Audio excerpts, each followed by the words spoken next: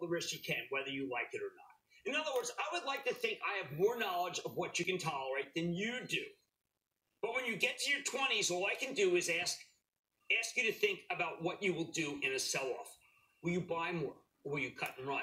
Do you have the wherewithal to take a decline and buy more? Or does it sicken you and you wish you had no exposure? Can you accept that stocks go down? Not a silly question given how they've gone up over time, but at periodic swoons.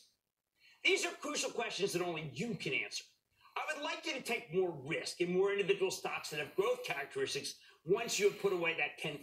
That's my preference. But I would hate to see you commit more than 20% of your money, your mad money, to individual stocks. That would not be my preference. As you get older, I want you to capture more income by owning more stocks that pay dividends, perhaps add a fund that boasts of higher dividends than the S&P 500. But don't be too quick to do so. In fact, I would not advise you to do that until your 30s. Only in your 40s do I want to introduce bonds to your portfolio.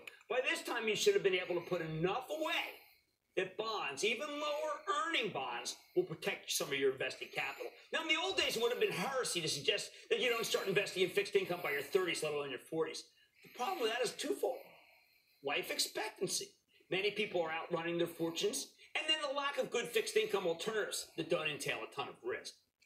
That's why I favor higher yielding stocks to most bonds. Although I recognize as you age, most bonds do have that non-caveat emptor provision. You can and do get your money back. As you enter your 60s, it's easy to see how you can put up to 50% of your money into bonds and take bonds up 10% more each decade, as I mentioned earlier to a caller. But that brings us back to the notion of suitability.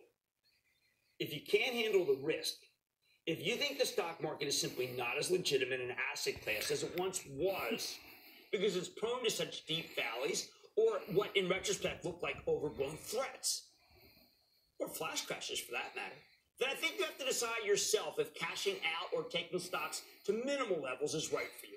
The bottom line, it's your life, not mine. So get comfortable with what you can live with.